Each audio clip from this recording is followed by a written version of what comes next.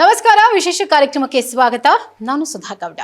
ರಿಷಬ್ ಶೆಟ್ಟಿ ಅಂದರೆ ಸದ್ಯಕ್ಕೆ ನಮ್ಮೆಲ್ಲರಿಗೂ ನೆನಪಾಗುವಂಥದ್ದು ಕಾಂತಾರ ಚಾಪ್ಟರ್ 1.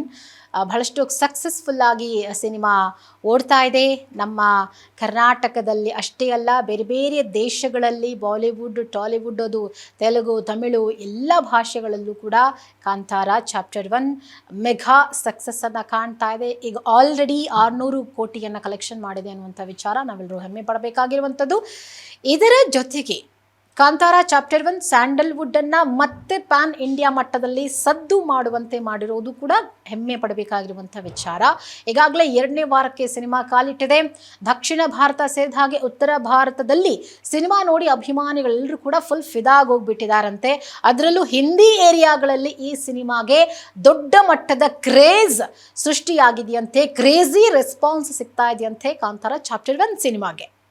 ಇನ್ನು ಸಿನಿಮಾ ರಿಲೀಸ್ ಆಗಿ 10 ದಿನಗಳಾಗಿದೆ. 2ನೇ ವೀಕೆಂಡ್ಗೆ ಸಿನಿಮಾ ಕಾಲಿಟ್ಟಿದೆ. ಆದರೂ ಕೂಡ ಕ್ರೇಜ್ ಮಾತ್ರ ಹಾಗೇ ಇದೆ.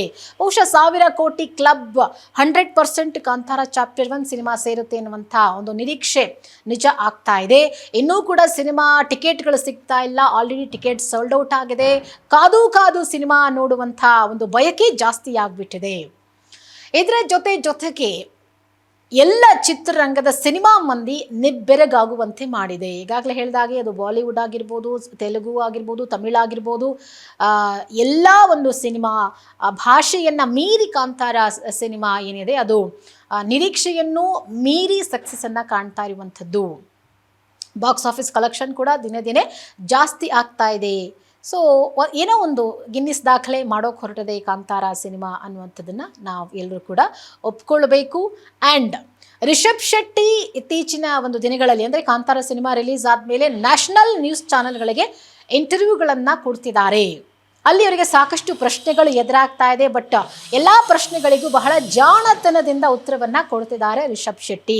ಯಾಕಂದರೆ ಕೆಲವು ಕಡೆ ಈಗಾಗಲೇ ತೆಲುಗು ಮಾತಾಡಲಿಲ್ಲ ಅಂಥೇಳಿ ಅವರಿಗೆ ವಿರೋಧ ವ್ಯಕ್ತ ಆಯಿತು. ಹೀಗೆ ಹಿಂದಿ ಮಾತಾಡಬೇಕು ಅನ್ನುವಂಥ ಒಂದು ಒತ್ತಡ ಕೂಡ ಅವರಿಗೆ ಹೆಚ್ಚಾಗ್ತಾ ಇದೆ. ಸೊ ಹಾಗಾಗಿ ರಿಷಬ್ ಶೆಟ್ಟಿ ತಾವು ಯಾವ್ಯಾವ ಪ್ಲೇಸಿಗೆ ಹೋಗ್ತಾರೋ ಅಲ್ಲಿ ಯಾವ್ಯಾವ ಭಾಷೆ ಇದೆಯೋ ಆ ಭಾಷೆಯನ್ನೇ ಆಡೋದ್ರ ಮುಖಾಂತರ ಕಾಂತಾರ ಸಿನಿಮಾವನ್ನು ಇನ್ನಷ್ಟು ದೊಡ್ಡ ಮಟ್ಟಕ್ಕೆ ಸಕ್ಸಸ್ ಆಗಲಿ ಅನ್ನುವಂಥ ಒಂದು ಉದ್ದೇಶದಿಂದ ಅವರು ಇಂಟರ್ವ್ಯೂಗಳನ್ನು ಕೊಡ್ತಿದ್ದಾರೆ. ಸೊ ಈಗ ಬಾಲಿವುಡ್ನ ಮೆಗಾ ಸ್ಟಾರ್ ಅಮಿತಾಬ್ ಬಚ್ಚನ್ ಅವರ ನಿರೂಪಣೆಯನ್ನು ಮಾಡ್ತಾ ಇರುವಂಥ ಒಂದು ಶೋ ಅಂತ ಹೇಳ್ಬೋದು. ನಮ್ಮೆಲ್ರಿಗೂ ಗೊತ್ತಿರೋ ಹಾಗೆ ಕೌನ್ ಬನೇಗಾ ಕರೋಡ್ಪತಿ ಸೀಸನ್ 17 ನಡೀತಾ ಇದೆ. ಹಾಗಿದ್ರೆ ರಿಷಬ್ ಶೆಟ್ಟಿ ಅಲ್ಲಿ ಹೋಗಿದ್ದಾರಾ?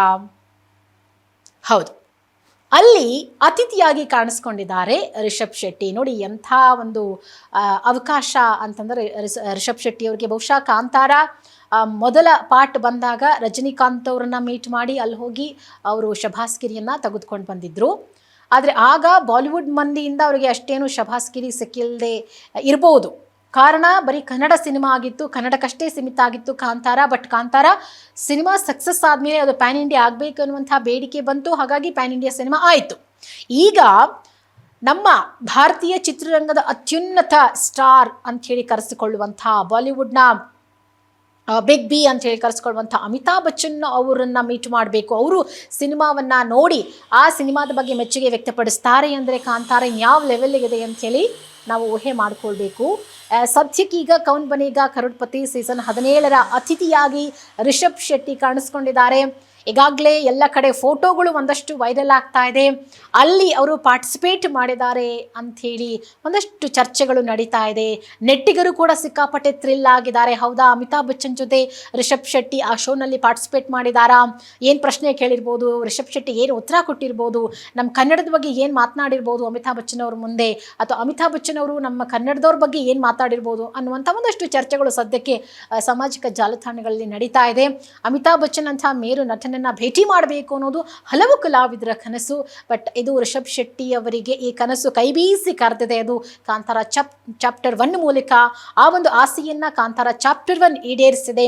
ಕಾಂತಾರ ಚಾಪ್ಟರ್ 1 ಹಿಂದಿ ಪ್ರೇಕ್ಷಕರಿಗೆ ಇನ್ನೂ ದೊಡ್ಡ ಮಟ್ಟದಲ್ಲಿ ತಲುಪಿಸುವಂಥ ಸಲುವಾಗಿ ಪ್ರಚಾರದಲ್ಲಿದ್ದಾರೆ ರಿಷಬ್ ಶೆಟ್ಟಿ. ಹಾಗಾಗಿ ಕೌನ್ ಬನೇಗಾ ಕರೋಡ್ಪತಿ ಸೀಸನ್ 17ರಲ್ಲಿ ಅವರು ವಿಶೇಷ ಅತಿಥಿಯಾಗಿ ಭಾಗಿಯಾಗಿದ್ದಾರೆ. ಭಾರತದ ಕಿರುತೆರೆಯ ಅತ್ಯಂತ ಜನಪ್ರಿಯ ಕ್ವಿಜ್ ರಿಯಾಲಿಟಿ ಶೋ ಅದು ಕೌನ್ ಬನೇಗಾ ಕರೋಡ್ಪತಿ 17ನೇ ಆವೃತ್ತಿ ನಡೀತಾ ಇದೆ. ನಮ್ಮ ಕನ್ನಡದ ಕೋಟ್ಯಾಧಿಪತಿ ಅಂತ ಹೇಳಿ ಬರ್ತಾ ಇತ್ತು. ಅದನ್ನ ಅಪ್ಪು ಪುನೀತ್ ರಾಜ್ಕುಮಾರ್ ಅವರು ನಡೆಸ್ಕೊಡ್ತಾ ಇದ್ರು. ಬಟ್ ಅವರು ನಮ್ಮನ್ನು ಅಗಲದ ಮೇಲೆ ಆ ಶೋ ನಿಂತು ಹೋಗಿದೆ. ಅದು ನಮ್ಮೆಲ್ಲರಿಗೂ ಬೇಸರದ ಸಂಗತಿ. ಆದರೂ ಕೂಡ ಕೌನ್ ಬನೇಗಾ ಕರೋಡ್ಪತಿ ಸೀಸನ್ 17ನಲ್ಲಿ ನಮ್ಮ ಕನ್ನಡದ ನಟ, ನಮ್ಮ ಕರಾವಳಿಯ ನಟ ಅಂತ ಹೇಳ್ಬೋದು, ನಮ್ಮ ರಿಷಬ್ ಶೆಟ್ಟಿ ಅವರು ಪಾರ್ಟಿಸಿಪೇಟ್ ಮಾಡಿರೋದು ನಮ್ಮೆಲ್ಲರಿಗೂ ಖುಷಿ ವಿಚಾರ. ಸೊ ಈ ಶೋ ಪ್ರತಿ ಬಾರಿಯಂತೆ ಅಮಿತಾಬ್ ಬಚ್ಚನ್ ಅವರೇ ನಡೆಸ್ಕೊಡ್ತಿದ್ದಾರೆ. ಈಗಾಗಲೇ ಈ ಶೋಗೆ ಹಲವು ಮಂದಿ ವಿಶೇಷ ಅತಿಥಿಯಾಗಿ ಆಗಮಿಸಿದ್ದಾರೆ. ಈಗ ಎಲ್ಲ ಕಡೆ ಕಾಂತಾರ ಹವಾ ಇರೋದ್ರಿಂದಾಗಿ ಆ ರಿಯಾಲಿಟಿ ಶೋಗೆ ರಿಷಬ್ ಶೆಟ್ಟಿ ಕೂಡ ಎಂಟ್ರಿ ಕೊಟ್ಟಿದ್ದಾರೆ. ಬಿಗ್ ಬಿ ಜೊತೆ ರಿಷಬ್ ಕಾಣಿಸ್ಕೊಳ್ತಾ ಇದ್ದಂತೆ ನೆಟ್ಟಿಗರು ಕೂಡ ಫುಲ್ ಅಲರ್ಟ್ ಆಗಿದ್ದಾರೆ. ಈಗಾಗಲೇ ಬಾಲಿವುಡ್ಗೆ ಸ್ಟಾರ್ ಅಮಿತಾಬ್ ಬಚ್ಚನ್ ಅವರ 83ನೇ ಹುಟ್ಟುಹಬ್ಬವನ್ನು ಆಚರಿಸಿಕೊಂಡಿದ್ದಾರೆ. ನಿನ್ನೆ ಅಂದರೆ ಅಕ್ಟೋಬರ್ 11ನೇ ತಾರೀಕು ಅಮಿತಾಬ್ ಬಚ್ಚನ್ 83ನೇ ಹುಟ್ಟುಹಬ್ಬವನ್ನು ಆಚರಿಸ್ಕೊಂಡಿದ್ದಾರೆ. ಈ ವಿಶೇಷ ಸಂದರ್ಭದಲ್ಲಿ ಒಂದು ಕಡೆ ಅಮಿತಾಬ್ ಬಚ್ಚನ್ ಅವ್ರಿಗೆ ಹುಟ್ಟುಹಬ್ಬದ ಸಂಭ್ರಮ, ಮತ್ತೊಂದು ಕಡೆ ಕಾಂತಾರದ ಸಕ್ಸಸ್. ಸೊ ರಿಷಬ್ ಶೆಟ್ಟಿ ಅವರಿಗೆ ಅಮಿತಾಬ್ ಬಚ್ಚನ್ ಅವರಿಗೆ ವಿಶ್ ಮಾಡುವಂಥ ಅವಕಾಶ ಕೂಡ ಸಿಕ್ಕಿದೆ. ಜೊತೆಗೆ ಕಾಂತಾರ ಸಿನಿಮಾದ ಬಗ್ಗೆ ಮಾತನಾಡುವಂಥ ಅವಕಾಶ ಅಂಥ ದೊಡ್ಡ ಕ್ವಿಜ್ ಶೋನಲ್ಲಿ ಸಿಕ್ಕಿರೋದು ಭಾಳ ಹೆಮ್ಮೆಯ ಸಂಗತಿ. ಹೀಗಾಗಿ ಅವರಿಗೆ ರಿಷಬ್ ಶೆಟ್ಟಿ ಹುಟ್ಟುಹಬ್ಬದ ಶುಭಾಶಯಗಳನ್ನು ಕೋರಿದ್ದಾರೆ. ಜೊತೆಗೆ ರಿಷಬ್ ಶೆಟ್ಟಿ ಜೊತೆಗೆ ಅಮಿತಾಬ್ ಬಚ್ಚನ್ ಇರುವಂಥ ಫೋಟೋವನ್ನು ಹೊಂಬಾಳೆ ಫಿಲ್ಮ್ಸ್ ಶೇರ್ ಮಾಡಿಕೊಂಡಿದೆ. ಸೊ ಸದ್ಯ ಫೋಟೋವನ್ನಷ್ಟೇ ಹಂಚಿಕೊಂಡಿದೆ. ಬಟ್ ಎಲ್ಲಿ ಆ ಒಂದು ಶೋ ಯಾವಾಗ ಬರುತ್ತೆ, ಯಾವಾಗ ಟೆಲಿಕಾಸ್ಟ್ ಆಗುತ್ತೆ ಅನ್ನುವಂಥ ಕುತೂಹಲ ಅಂತೂ ಸದ್ಯಕ್ಕೆ ಇದ್ದೇ. ಬಹುಶಃ ಆ ಒಂದು show, quiz show, Rishab Shetty Amitabh Bachchan ಜೊತೆ ಆ ಒಂದು ಶೋನಲ್ಲಿ ಭಾಗಿಯಾಗಿರುವಂಥ ಒಂದು ಎಪಿಸೋಡ್ ಬಹಳ ದೊಡ್ಡ ಮಟ್ಟದಲ್ಲಿ ಜನರ ವೀಕ್ಷಣೆಯನ್ನು ಪಡ್ಕೊಳ್ಳುತ್ತೆ ಅನ್ನೋದರಲ್ಲಿ ಯಾವುದೇ ಡೌಟ್ ಇಲ್ಲ.